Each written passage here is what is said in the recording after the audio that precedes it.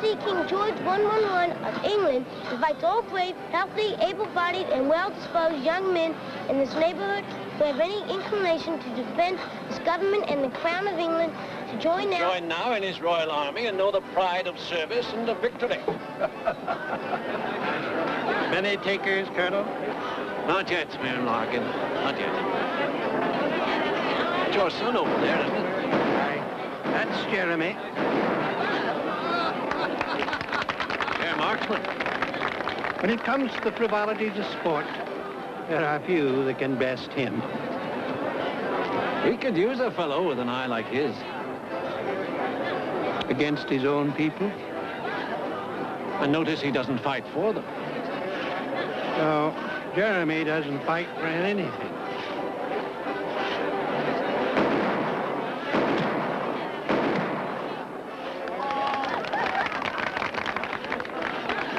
Friend, why not get this settled?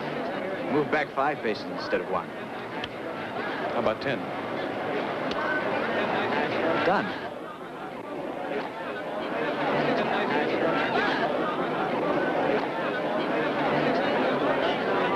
After you.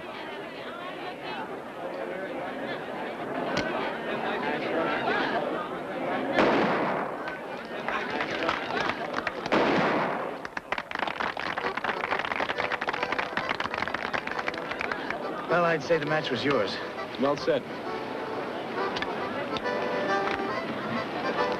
Who is he? Same man who threw me in the wrestling ring. Well, gentlemen, no prizes. Who gave you that? Nobody gave this to me. I won it. You are presently in the company of the Horseshoe Champion of Chester, Anno Domini 1777.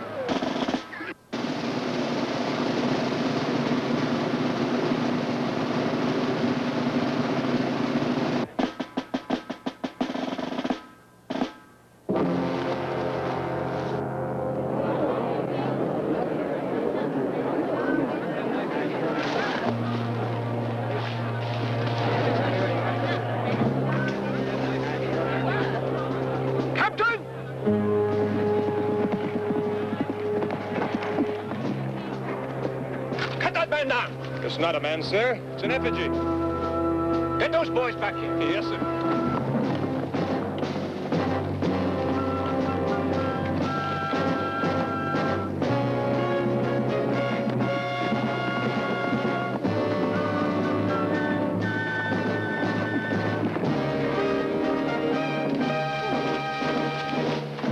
Tomfoolery doesn't help our cause. We just thought that if... No, you didn't think. Now get up there. Get up behind him. Take this pistol. Wait at the barn.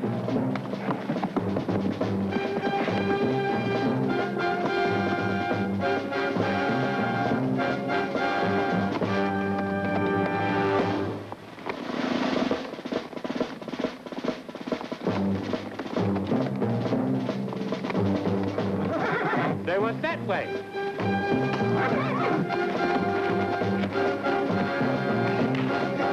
Hold it.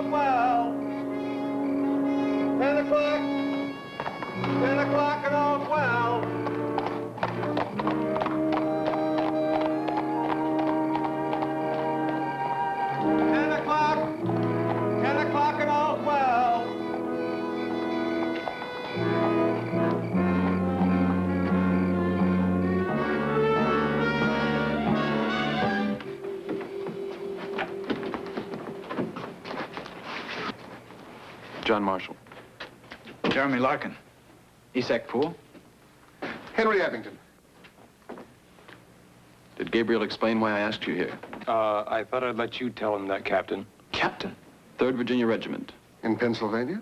For General Washington. Recruiting hand-picked units like yourselves and your friends here in this room. We want you with us. Peter! He said, how are you? Good shooting today, Jeremy. Not good enough to win, Charles. Well, you're all winners in one respect or another. That's why I picked you. We need winners to bring the British to their knees. Now, the Crown may be offering more money and even better conditions. Gabriel.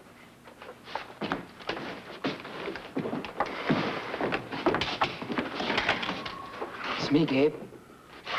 Dad. Your brother told you to stay home. I know, but I was Lay in the corner. But... In the corner, Ted. Oh, hi, Jeremy. Hello, Ted. Jeremy, I know your father has a difficult task holding a town of divided loyalties together. How would he feel about your taking up arms? Well, he's always said the decision must be mine. And? I suppose I've just avoided making the decision. Because it would make his job more difficult? No. Excuse me, Captain, but it has been argued by some that this war was brought about by the actions of another generation, and it's not really ours to fight. It's our generation that will live with the outcome, sir. True, but... Don't you care who wins, Henry? Don't you want to have a say in the kind of life we'll have? Saying things too loud now could get a man in trouble later. Are you afraid too, Isaac? Jeremy never said he was afraid. You're not afraid, are you, Jeremy? No, Tad, I'm not afraid. Well, then, if you had to make that decision now,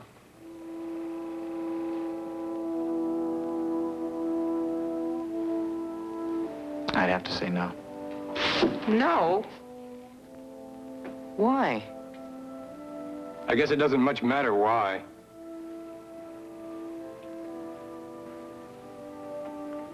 gentlemen. Sorry, sir. Not now. All right. But I will ask one thing of you. Your word you'll discuss this meeting with no one. You have it. Aye. And perhaps you could see Tad home. No, I'm staying. I'm not afraid. Tad, I know you're not afraid. I have 14 younger brothers and sisters. And I know how a mother can worry about the youngest. Go on. I'm not a child, Captain. I'm 15. You're 13. Gabe. On your way. With them? They have their reasons for saying no. I'd like to hear them. They're not on trial here. Except maybe in their own minds. Go on.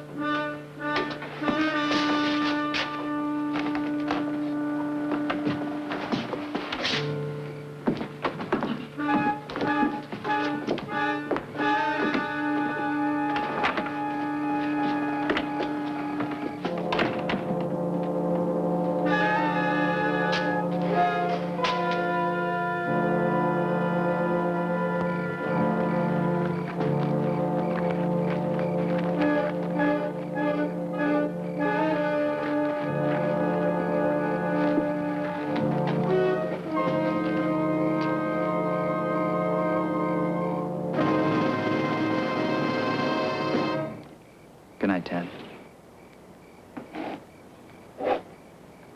How do you feel right now? Why? I just wondered.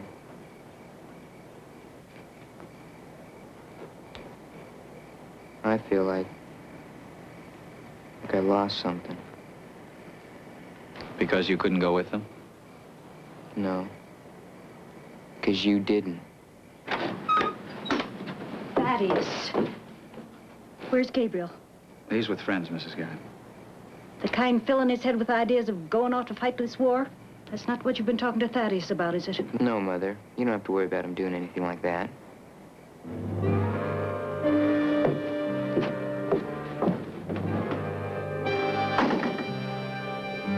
Mrs. Garrett?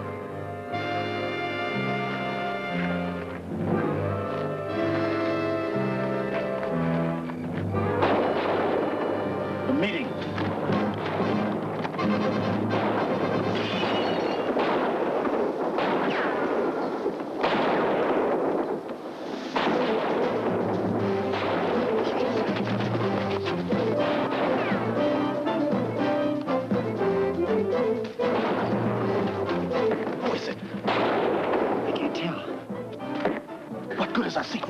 when we have to watch our friends get cut down. What good can we do without weapons? All we do is let the British know whose side we're on.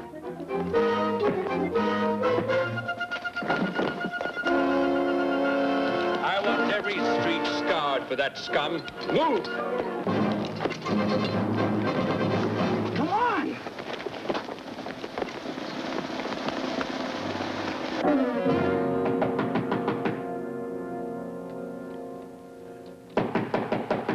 Coming.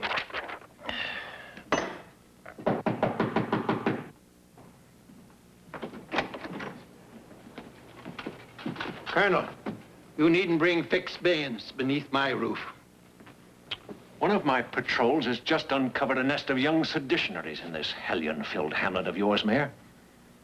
I mean to find out who's behind it. Upstairs. Surely you can't believe it. That my son, Jeremy, would... Sir!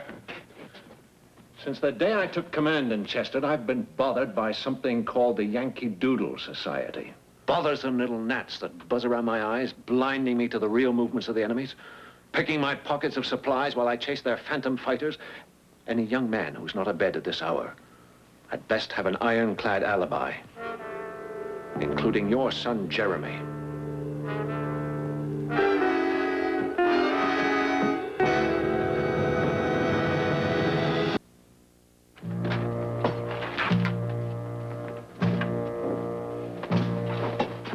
What is it, Father? What in blazes? What, sir? Sorry, sir. Colonel Scott, isn't it?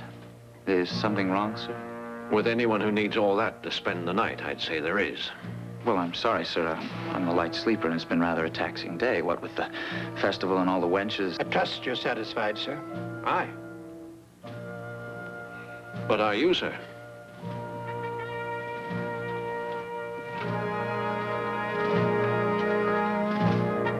Did I do something wrong, Father? No, gentlemen. No.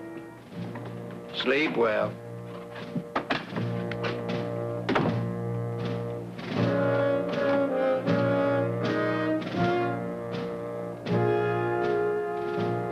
It appears he'll sleep through this whole revolution.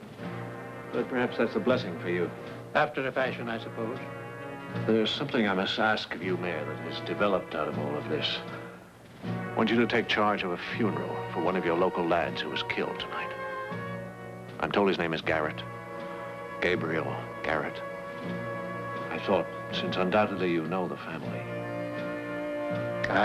I'll attend to it. I say business. I've soldiered a long time. But it still turns my stomach to see mere boys dying because grown men have filled their heads with insane ideas. When a boy decides for himself to put his life on the line for an idea, sir, any idea, then he stopped being a boy. He's a man. I'll see that Gabriel Garrett is remembered as such by our community.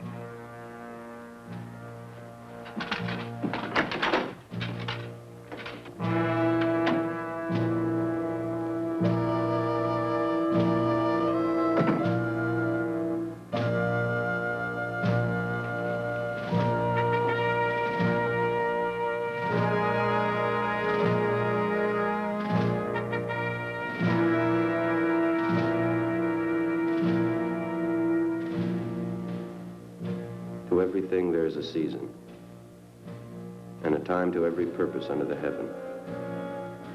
A time to be born, and a time to die. A time to keep silence, and a time to speak. A time to love, and a time to hate. A time of war, and a time of peace. We ask now, O Lord, that thou wilt bless and keep Gabriel, remembering that he was a young man who gave his life for peace. Amen.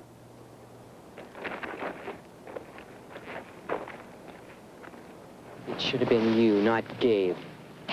One more person might have made the difference. One more person. You might as well have killed him yourself. Thaddeus, Garrett, you apologize. Not to him. When my father died, me and Gabe swore we'd fight in his place. And now I have to do that myself. I'm not gonna be like him. Thaddeus! Thaddeus! Somebody stop him, please.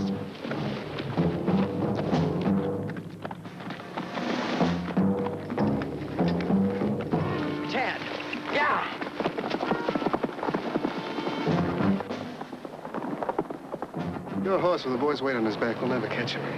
We'll try.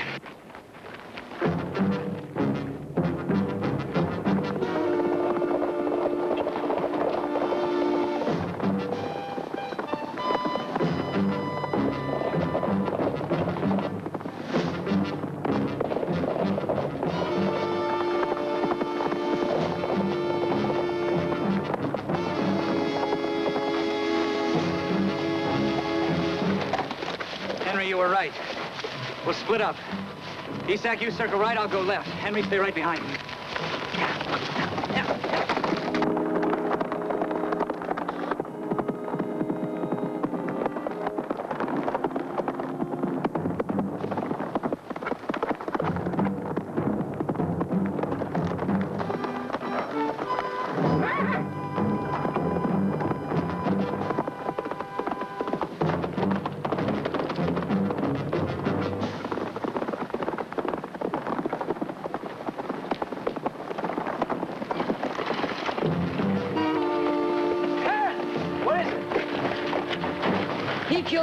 Give me your gun! Tad, what is it? Give me your gun! Let me have your gun! He killed Gabe! No, Tad! The British killed your brother. No, because he told them where you were and what you were doing. Tad.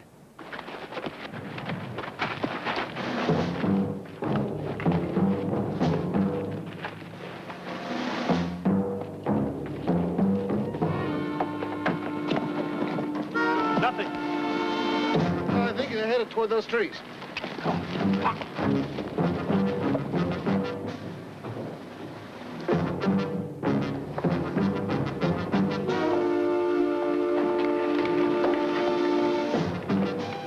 Climb.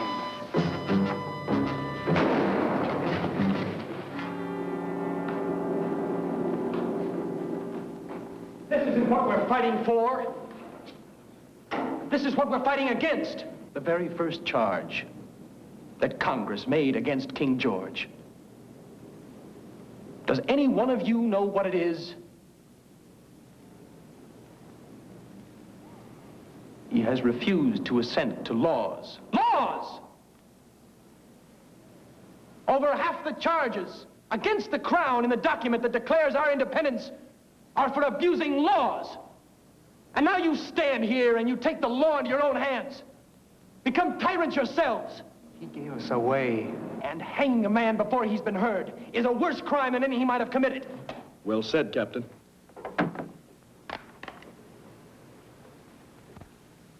There's what talk will buy you.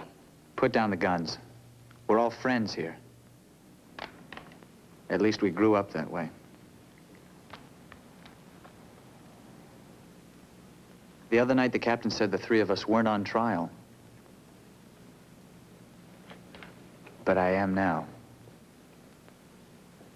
And if I can't prove that I kept my word, then I'll accept whatever judgment you make.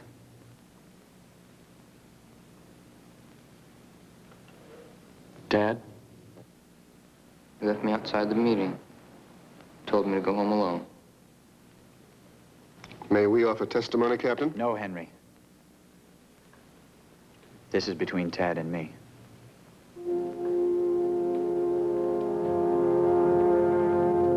When we, stood out in front of your house, Tad. I went home alone. When we stood there, before your mother came out, you asked me how I felt. He ran with them, and then I saw him go after the redcoats. I'm not going to say you're lying, Ted, because I don't think that that's what you're doing, really. But I want you to know that what you felt the other night when you saw me do something that made you ashamed of me. Well, that's exactly what I feel about you right now. You don't care about me or Gabe or any of us. You call us your friends. You don't run away on your friends. You don't turn your back and let them all get killed. You don't know anything about how I felt then. Or how I feel now.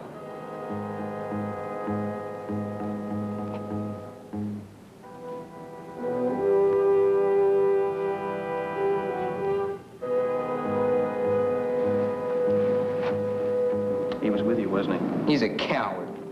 But he's not an informer. He should have stayed. That's not the issue, is it?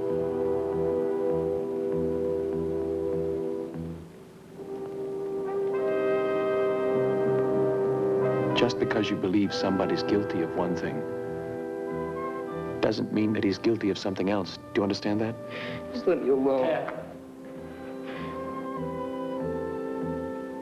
This country has grown a lot.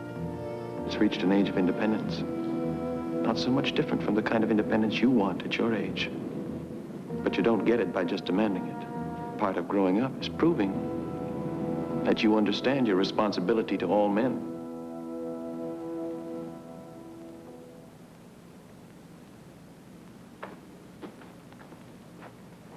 I trust I don't have to pull the jury.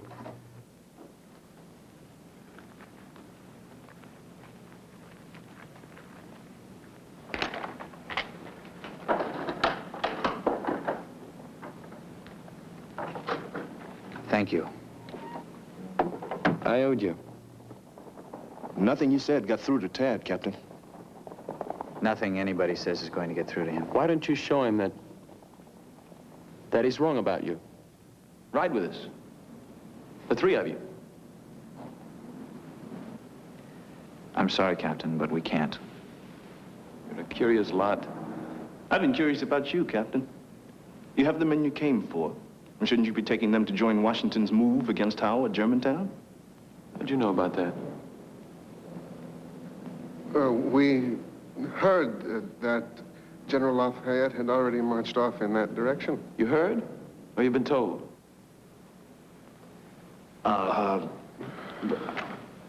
Look, if you are going to Germantown, well, I guess General Washington could use a detailed map of General Howe's backup positions outside of Philadelphia, couldn't he?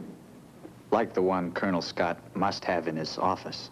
That is what you're waiting for, isn't it, Captain? A chance to steal that map, isn't it? A man would be a fool to attack that garrison with a handful of green recruits. Mm-hmm.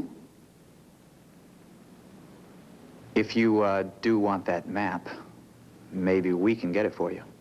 How? At the moment, I don't have any idea. But maybe we can think of something. Colonel Scott's camp has more soldiers around it than a hive has bees. Time grows short, Elizabeth. All right.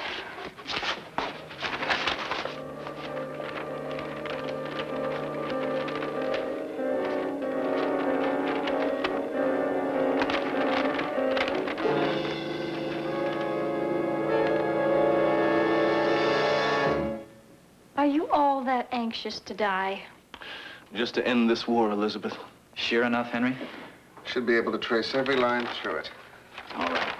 Again, I stroll into Scott's office just before 4 o'clock, pretending that I don't know he visits the tavern every afternoon at that time, and ask about enlisting in his company. Then I leave for the tavern with him. After leaving the window in the rear alley unlatched for me to climb through. Then I engaged the corporal outside Scott's office in a game of chess to keep him in his station. Chess? How do you know he even plays? Corporal Martin Mallory was born in Dover, England in 1752. He learned the game of chess from his grandfather, William Mallory, at the age of 8. He won his first tournament when he was 14 and his second when he was 16. How do you know all that? Research, Elizabeth. When you're in the business of pulling rabbits out of hats, you'd best learn all there is to learn about the rabbits. But these rabbits bite, so you make sure you keep him glued to that chess set while I'm tracing that map. And I'll keep Colonel Scott occupied long enough for you to get down every detail. Why can't you steal the map? The British are a nosy bunch, Elizabeth. They might get curious as to who wanted it and why.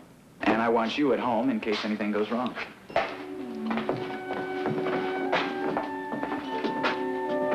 Jeremy, I don't mean to be a nag. It's just that you're always doing things like this, and you're always so cavalier about it. Life's too short for long faces. Remember the other day at the festival? It was almost like it used to be. People laughing, having fun. And not just to hide the fact that they're afraid. You think it'll ever really be like that again? Soon. Then maybe I can laugh at how Yankee Doodle kept fooling the British, too. But I know I can't until I'm sure it's safe for everyone to know who he is. Take care, Jeremy.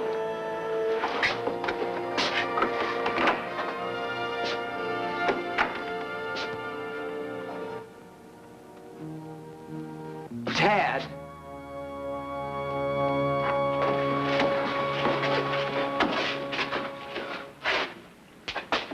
I'm sorry, Jeremy.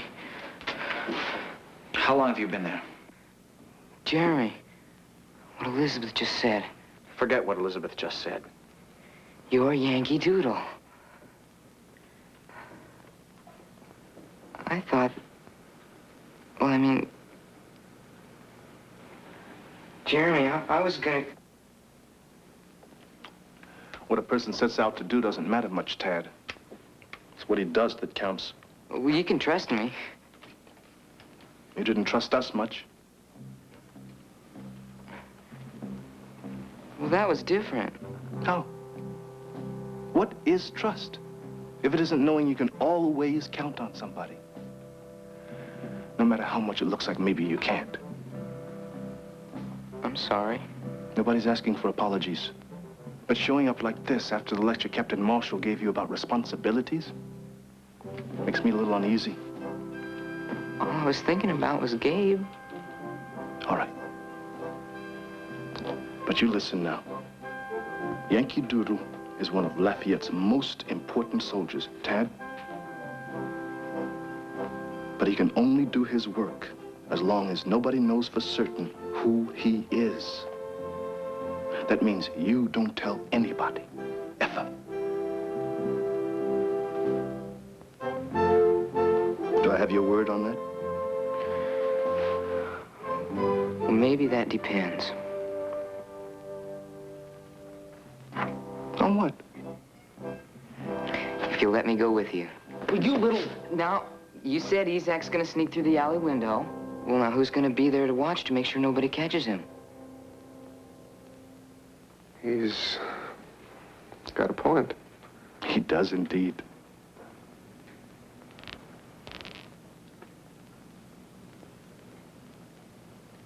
No, Tad.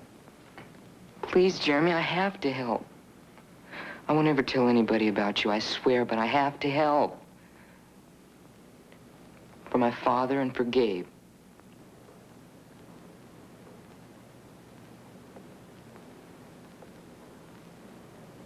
All right.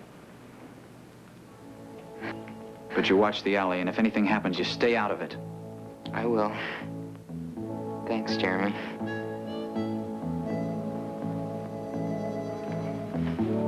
You know what? I feel good.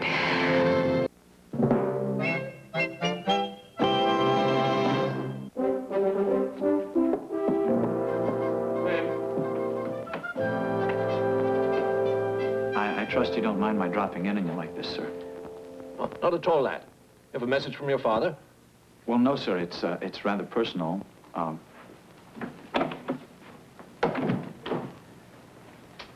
You remember the other night when you came by?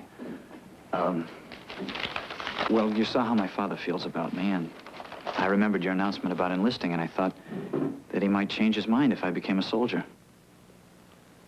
On our side? Almost 4. Good luck.